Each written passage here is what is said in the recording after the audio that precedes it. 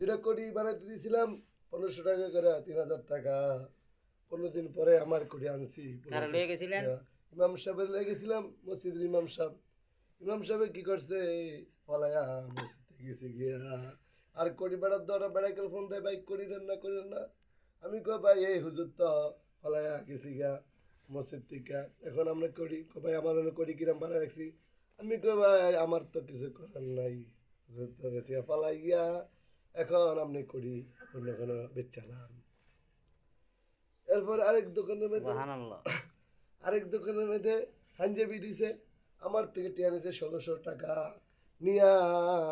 এই যে হালাই ফালাইছে, টিয়াটা আমার দিল না। কোটির দোকানে রইলো, পাঞ্জাবিও দোকানে রইলো। ওনারা পাঞ্জাবি লেগে গেছে, কিন্তু টিয়াটা রয়ে গেছে বাকি, কিন্তু আমার টাকাটা দেয় না। সুবহানাল্লাহ।